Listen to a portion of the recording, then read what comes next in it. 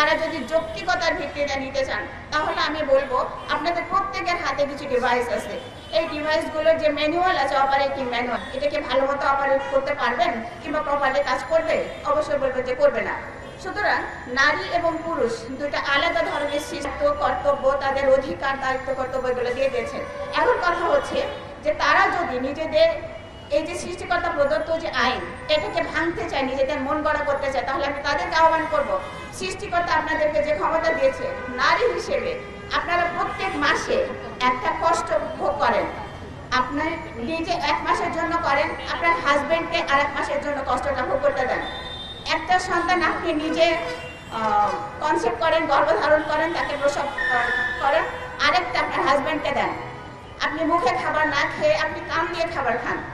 এই যে সৃষ্টিগত যে আইন কানুন বিধিবিধানগুলো আছে, এগুলোকে কি আপনারা মানে ব্রেক করতে পারবেন? পারবেন না। যদি এখানে না পারেন তাহলে যিনি সৃষ্টি করেছেন, এই সৃষ্টিকর্তা যে বিধান দিয়েছে সেই বিধান মেনে নিয়ে চলতে আমরা সবাই বাধ্য। এবং সেই বিধান যদি আমরা মেনে চলি তাহলে দুনিয়াতে আমাদের মানবিক যে সমাজগুলো আছে সেটা সুস্থ এবং সুন্দরভাবে চলবে। তো আমি সবাইকে ধন্যবাদ জানিয়ে শেষ করছি।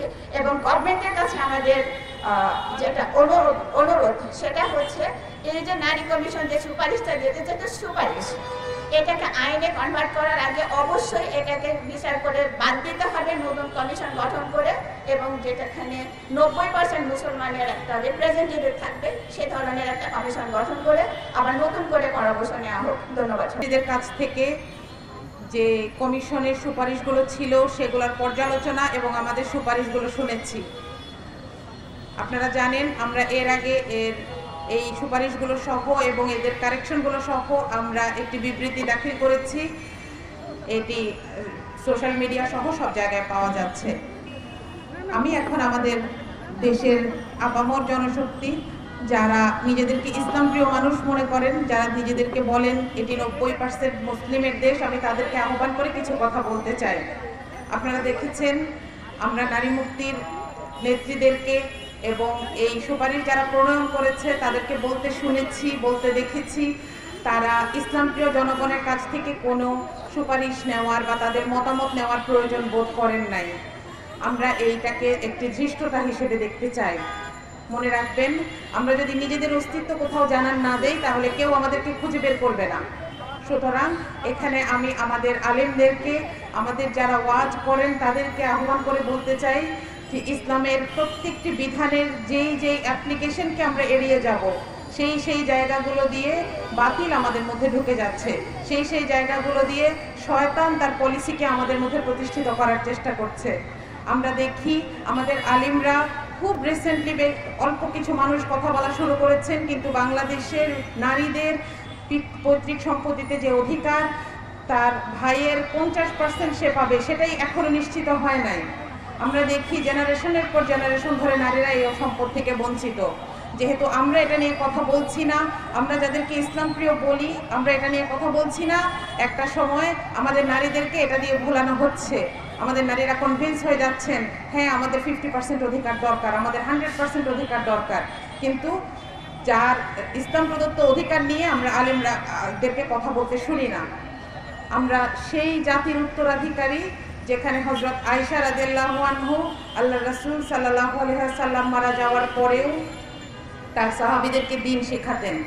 তিনি মুসলিম খলিফাদের বিভিন্ন ফতোয়া, বিভিন্ন নিয়ম কানুনের ভুল ধরতেন এবং তাদেরকে মেসেজ পাঠাতেন, কিন্তু আমরা আমাদের আলিমদেরকে এখানে দেখি না।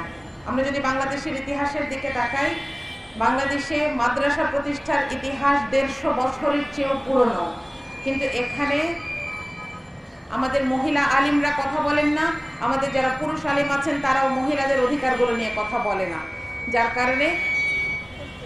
কারণে বাংলাদেশের নারীদেরকে তাদের এইসব অধিকারের নামে ঠকানো, তাদের এইসব অধিকারের চকমকি রূপ দেখিয়ে তাদেরকে আসলে বঞ্চিত করার কাজটা সেকুলার সমাজের জন্য সহজ হয়ে গেছে। সবশেষে আমি একটা কথা বলতে চাই, বাংলাদেশের নারী মুসলিম হন, হিন্দু হন এবং সকল মানুষকে বলতে চাই, এই যে ধর্মহীনতার একটি প্রচলন, এই যে ধর্ম বিমুখতার একটি প্রচলন, অভিন্ন পারিবারিক আইনের নামে ধর্মকে অস্বীকার করার যে আহ্বান, সেটার মাধ্যমে আমাকে, আপনাকে, আমাদের সবাইকে কিছু বস্তু হিসেবে দেখা হচ্ছে। আমাদের পরিবারগুলোকে কিছু বস্তু হিসেবে দেখা হচ্ছে। আমাদের পরিবারগুলোকে ভাবা হচ্ছে, আমাদের সম্পর্কগুলোকে ভাবা হচ্ছে এগুলোকে পয়সা দিয়ে কেনা যায়, এগুলোকে পয়সা দিয়ে পরিবর্তন করা যায়, এগুলোকে আইন দিয়ে বদলানো যায়। দয়া করে এই জায়গাটায় যাওয়ার আগে আমাদের মুসলিমদেরকে, আমরা যাদেরকে ইসলামপ্রিয় জনগণ মনে করি, আমাদের নিজেদেরকেই সচেতন হতে হবে। আমি নারী অধিকার আন্দোলনের পক্ষ থেকে এই সুপারিশগুলো পেশের সাথে সাথে আমাদের ইসলামপ্রিয় জনগণের কাছে এই আহ্বান জানিয়ে বিদায় নিচ্ছি।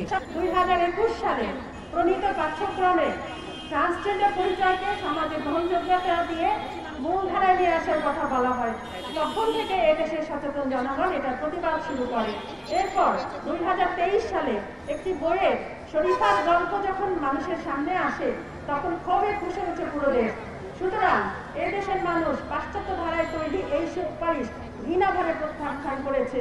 একটা পর্যায়ে তারা নারী অধিকারের অগ্রদূত বেগম রোকেয়ার কথাও বলেছেন, কিন্তু বেগম রোকেয়াকে তারা যেভাবে উপস্থাপন করেছেন, আসলে বেগম রোকেয়া সেরকম মত দেননি।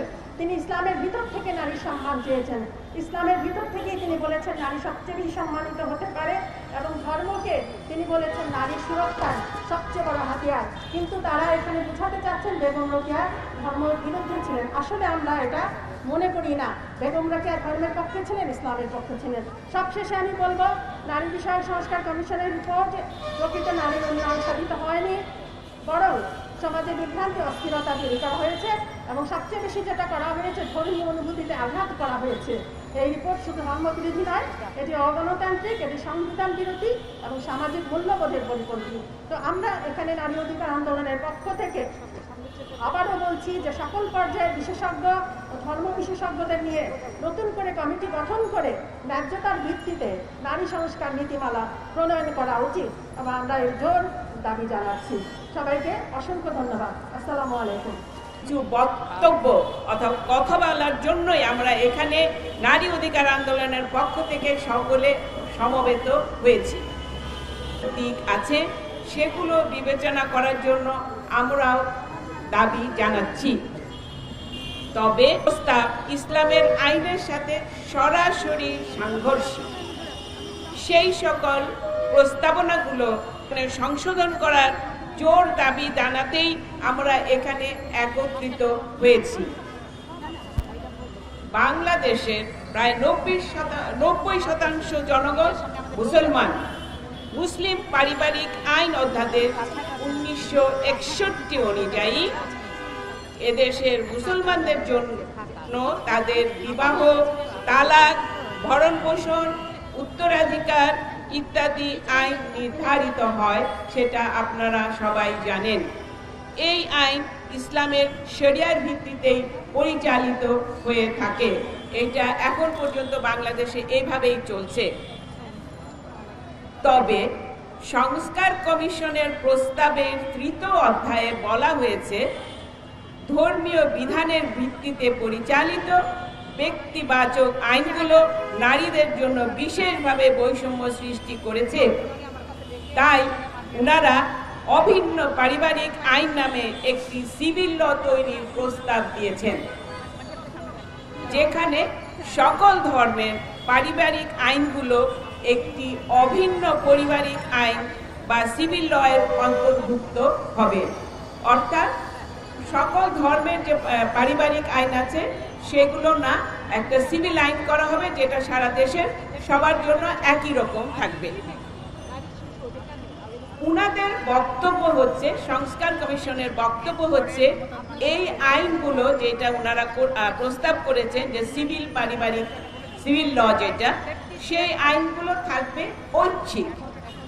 এইটাই তারা পরামর্শ দিয়েছেন যে যে কেউ ইচ্ছে করলে ধর্মভিত্তিক পারিবারিক আইন মোতাবেক উত্তরাধিকার আইন অনুসরণ করতে পারেন, অথবা অভিন্ন পারিবারিক সিভিল আইন মোতাবেক উত্তরাধিকার আইনের অনুসরণ করতে পারেন।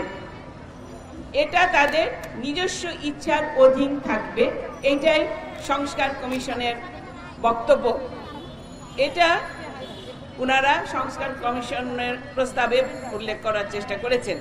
সুতরাং একই দেশের মুসলমানগণ তাদের ইচ্ছা অনুযায়ী ইসলামিক পারিবারিক আইন অথবা অভিন্ন সিভিল আইন মোতাবেক তাদের উত্তরাধিকার দ্বারা প্রাপ্ত সম্পদের বন্টন করতে পারবেন।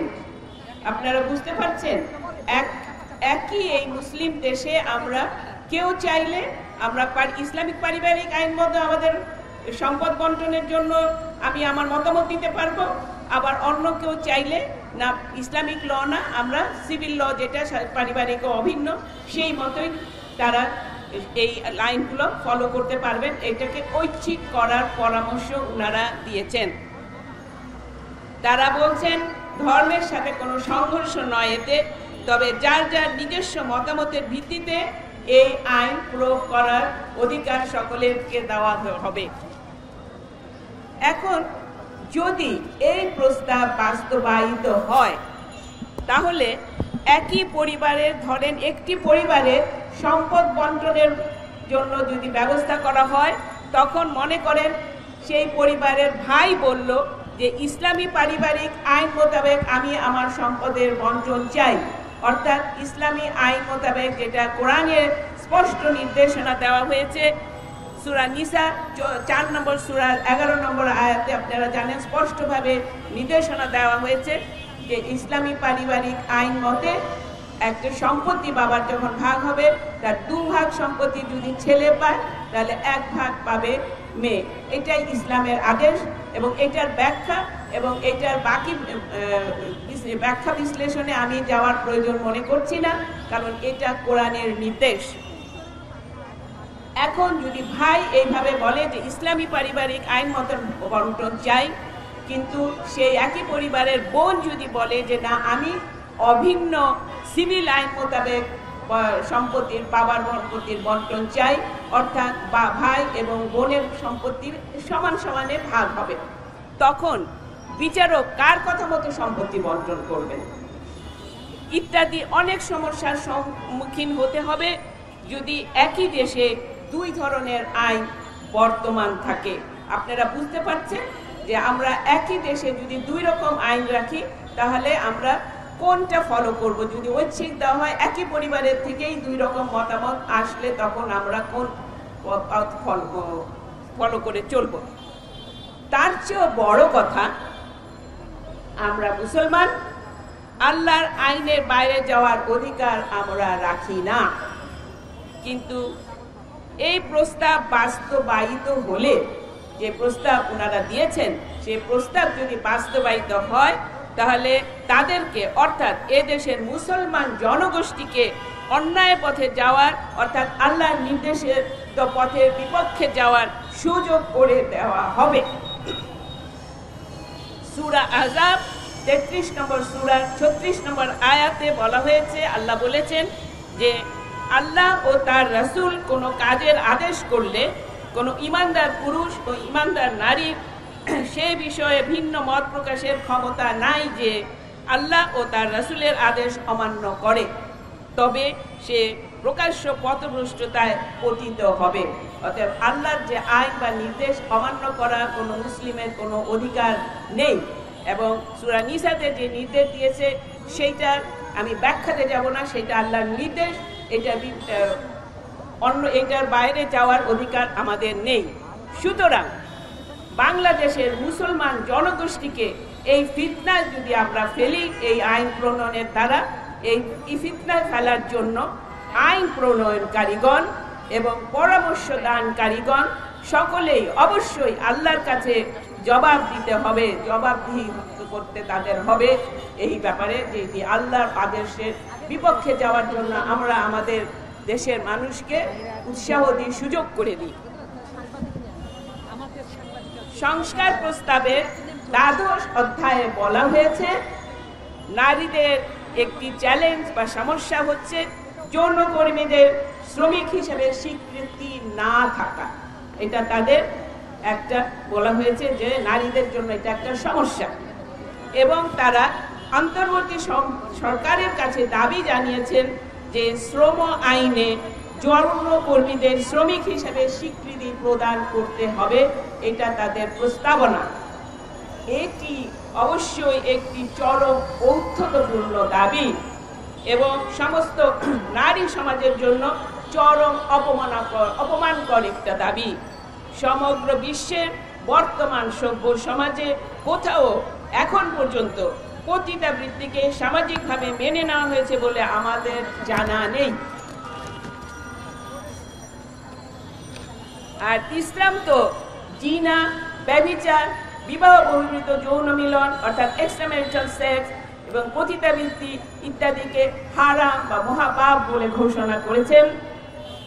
কোরআনে আল্লাহ বলেছেন সূরা নিসার 17 নম্বর আয়াত, সূরা 32 নম্বর আয়াত, সূরা নূর 24 নম্বর সূরার 2 এবং 3 নম্বর আয়াত, সূরা আল আনাম 6 নম্বর সূরার 151 নম্বর আয়াতে আল্লাহ তাআলা এইগুলো স্পষ্টভাবে বর্ণনা করেছেন। আমি তার কিছুটা এখানে উদ্ধৃতি দেওয়ার চেষ্টা করছি।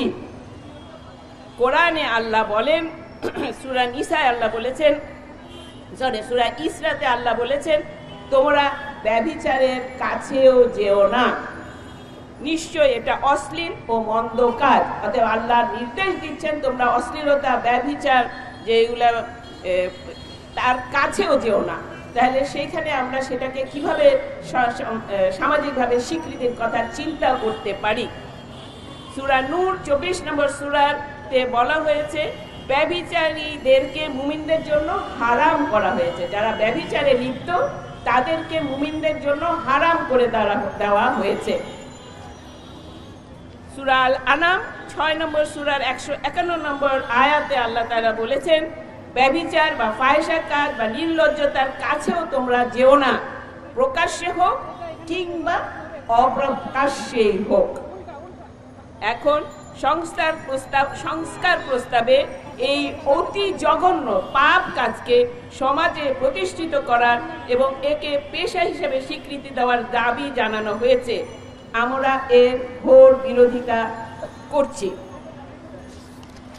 এখন যদি ধরে নিই যে এই প্রস্তাব বাস্তবায়িত হয়েছে, যদি এই প্রস্তাব আজ কোনোভাবে বাস্তবায়িত হয় আমাদের এই দেশে, তাহলে ভবিষ্যতে আপনাদের আমাদের সন্তানদের মধ্যে থেকে কাউকে যদি আপনারা জিজ্ঞেস করেন যে ভবিষ্যতে তুমি তো পেশা হিসেবে কি গ্রহণ করবে, তখন পেশা হিসেবে সন্তানরা যেগুলো পছন্দ করেন ডাক্তার, ইঞ্জিনিয়ার, আইনজীবী, রাজনীতিবিদ, ব্যবসায়ী ইত্যাদি পেশার পাশাপাশি আপনাদের কোনো আদরের কন্যা সন্তান যদি বলে বসে যে আমি ভবিষ্যতে পতিতাবৃত্তিকে পেশা হিসাবে বেছে নিব, কারণ এতে বেশি পড়াশোনা করা লাগবে না এবং এটা সহজ উপার্জনের একটি আকর্ষণীয় পথ, তখন আপনারা তাকে সাবাস দিবেন কিনা জানি না, তবে সমাজ যে কোন পথে যাবে তা আর বলার অপেক্ষা রাখে না।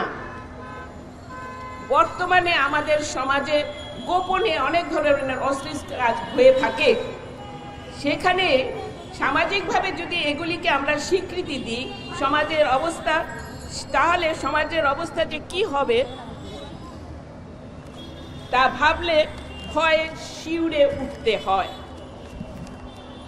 বর্তমান সমাজে এখন আমরা জানি যে পরিবারের কোনো উপার্জনক্ষম ব্যক্তির অবর্তমানে অর্থাৎ স্বামী অথবা বাবার যখন কোনো নারীর উপর সমস্ত পরিবারের অর্থনৈতিক দায়িত্ব এসে পড়ে, তখন আজকের এই পঙ্কিল সমাজে সেই নারীদেরকে বিভিন্ন রকম প্রবঞ্চনা বা বাধার সম্মুখীন হতে হয়।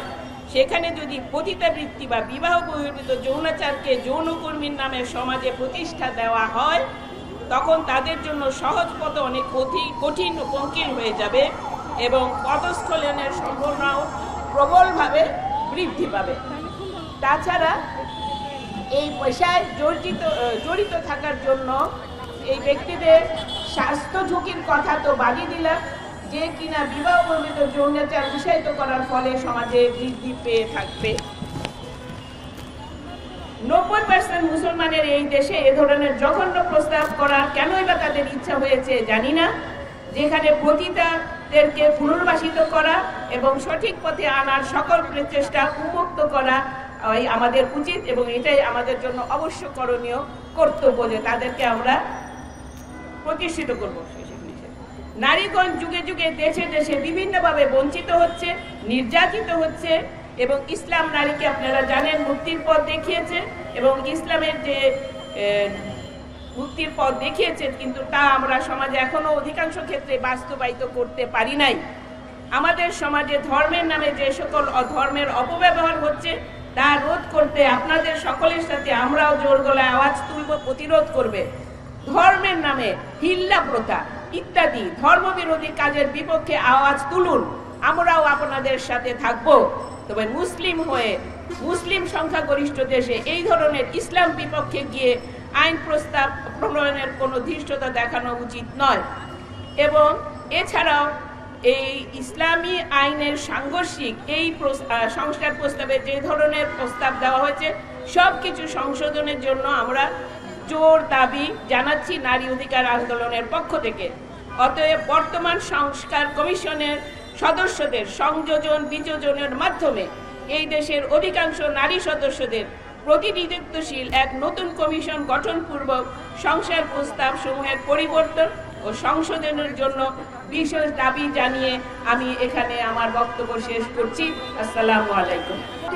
আপনাদের বক্তব্য শুনলাম এবং আমার খুবই ভালো লেগেছে, এবং আমিও নারী নীতি সংস্কার কমিশনের 318 পেজে আমাদের মোস্ট সিনিয়র পারসন যারা ডক্টর শিরিন আহমেদ, ওনার বয়স তো আমার মনে হয় 60-এর উপরে হবে, আরও যারা আছেন ঊর্ধ্ব মোস্ট সিনিয়র পারসন, তারা এই যে চেয়েছেন নারী সংস্কার নীতির যে 318 পেজ ওনারা সরকারকে জমা দিয়েছেন, আমি এটা ভেবে দেখেছি যেটা আমাদের সমাজের সাথে সাংঘর্ষিক, ধর্মনীতির সাথে সাংঘর্ষিক, নারী শিশুর সাথে সাংঘর্ষিক, স্বামী স্ত্রীর সাথে সাংঘর্ষিক।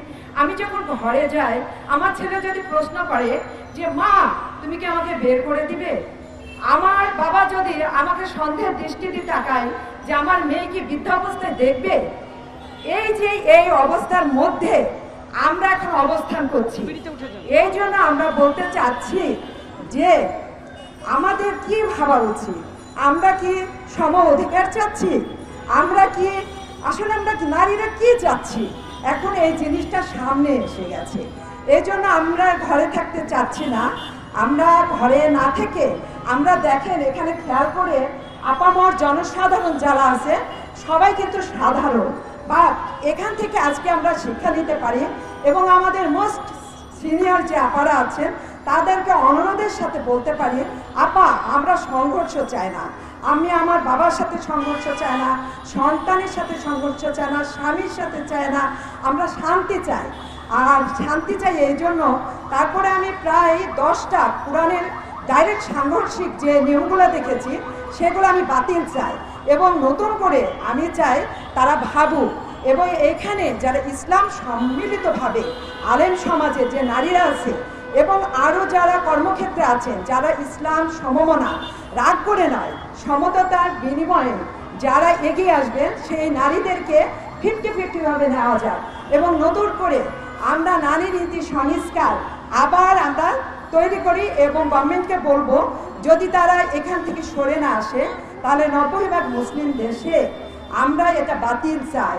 সবাইকে ধন্যবাদ, সবাইকে ধন্যবাদ। তো আমার বক্তব্যের প্রথমেই আমি যে কথাটা অত্যন্ত জোরালোভাবে বলতে চাই সেটা হলো, আগে সংস্কার দরকার এক পেশে এই নারী সংস্কার কমিশন মুসলিম পারিবারিক ও উত্তরাধিকার আইন সংস্কার সহ আরও কতিপয় সুপারিশ করেছে যা দেশে তীব্র প্রতিক্রিয়া সৃষ্টি করেছে। প্রশ্ন উঠেছে, এই সংস্কারের আওতায় যাদের জীবন সরাসরি প্রভাবিত হবে দেশের সেই সংখ্যাগরিষ্ঠ মুসলিম নারীদের প্রতিনিধিত্ব এই কমিশনে নেই কেন? বাংলাদেশের বিশাল সংখ্যক এই নারীরা ধর্মীয় অনুশাসন, নৈতিক ও সামাজিক মূল্যবোধের ভিত্তিতে জীবনযাপন করেন। মুসলিম পারিবারিক আইন যেমন বিয়ে, তালাক, উত্তরাধিকার, অভিভাবকত্ব ও ভরণপোষণ ইত্যাদি বিষয়গুলি কোরআন দ্বারা নির্ধারিত, অথচ রাষ্ট্রীয় পর্যায়ে গঠিত নারী সংস্কার কমিশনের মধ্যে এমন কোনো নারীর উপস্থিতি নাই যিনি ইসলামী শিক্ষায় শিক্ষিত। এই নারীরা কি এই দেশের নারী নন? তাদের অভিজ্ঞতা চিন্তা চেতনা ও জীবনবোধের কি কোনো মূল্য নেই? কমিশনের সেকুলার ঘরানার নারীদের বক্তব্যে প্রতিমান হয় তারা এর কোনো প্রয়োজনীয়তাই অনুভব করেন নাই। তারাই কেবল ঠিক ঠিক জানেন কোনটা সবার জন্য ভালো। তাদের এই আধিপত্য মানে সুপ্রিমেসি মনোভাব অপর শ্রেণীর চিন্তাকে অগ্রাহ্য ও দমন করারই প্রয়াস। তাই তাদের এই মানসিকতার প্রতিফলন ঘটেছে তাদের ধর্মবিরোধী অবস্থানে, তাদের উৎকট স্লোগান ও বিভিন্ন বর্ণনায়। তাদের এই সকল সুপারিশ বাস্তবায়িত হলে আমার আগের বক্তাদের কাছে শুনেছেন পারিবারিক কাঠামো হুমকির মধ্যে পড়বে, এতে রাষ্ট্র ও সমাজ বিপর্যয়ের মুখে পড়বে, পরিবারগুলো তছনছ হয়ে যাবে। দাম্পত্য সম্পর্কে পরিবার ও সমাজে দ্বন্দ্ব ও বিদ্বেষের সৃষ্টি হবে। আমরা নিশ্চয়ই নারী পুরুষের সংখ্যাগরিষ্ঠ নারী পুরুষের সাংঘর্ষিক কোনো সমাজ চাই না। আমরা কি চাই? একটি ভারসাম্যপূর্ণ মধ্যপন্থার সমাজ বিনির্মাণই আমাদের কাঙ্ক্ষিত লক্ষ্য। এই নিরিখে আমরা আমাদের প্রস্তাব, নারী অধিকার আন্দোলনের প্রস্তাব সরকারের প্রতি দাবি দেওয়া, আমরা এই দফাগুলো আমাদের প্রস্তাবগুলো আমি পেশ করছি। প্রথম প্রস্তাব, এই এক পেশে নারী কমিশন বিলুপ্ত করতে হবে। সকল স্টেক হোল্ডার বা অংশীজনের সমন্বয়ে একটি ইনক্লুসিভ নতুন কমিশন গঠন করতে হবে। দ্বিতীয় প্রস্তাব, প্রতিবেদনে নারী পুরুষের বৈষম্যের কারণ হিসাবে ধর্মকে দায়ী করা হয়েছে, যা তাদের ধর্মবিদ্বেষী মনোভাবেরই প্রতিফলন। এই ধরনের পক্ষপাতমূলক চিন্তাভাবনা পরিহার করতে হবে।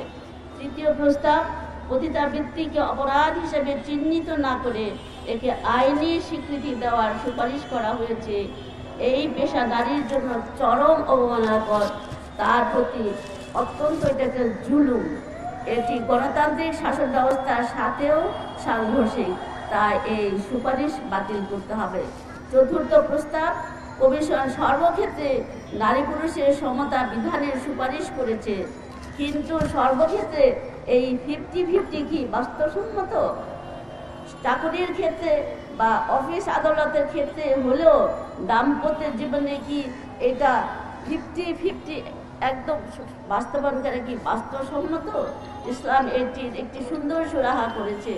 কোনো কোনো ক্ষেত্রে সমতার নীতি, ইকুয়ালিটি, কোনো কোনো ক্ষেত্রে ন্যায্যতার নীতি বা ইকুইটির বিধান ইসলাম দিয়েছে। ইসলাম শুধু নারীকে সমতা ও ন্যায্যতা দেয়নি, বরং অনেক দায়িত্ব কর্তব্যের ভিত্তিতে নারীদের ন্যায্য অধিকার দিয়েছে। তাই সর্বক্ষেত্রে সমতার সুপারিশ বাতিল করে ইসলামের যে ভারসাম্যপূর্ণ যে নীতি,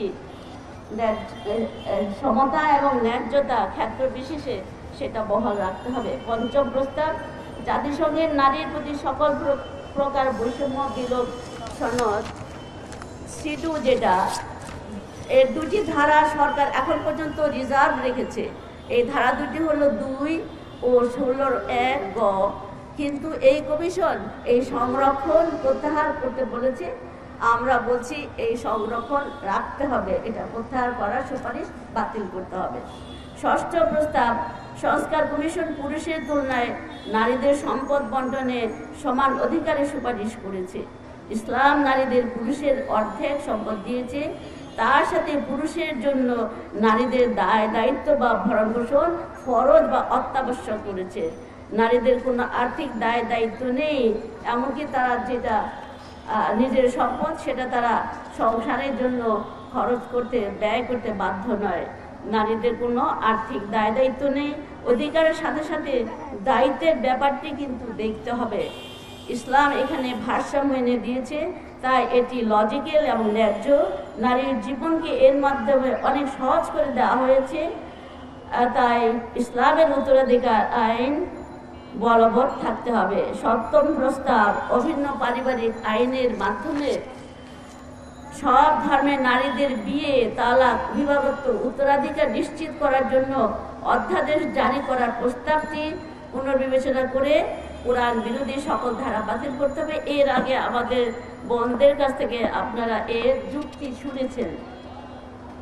অষ্টম প্রস্তাব, কমিশন চাকরিতে সমান অধিকার চায়, সম্পত্তিতে সমান অধিকার চায়, কিন্তু তালাকের ক্ষেত্রে একপাক্ষিক ভরণ পোষণের চায়।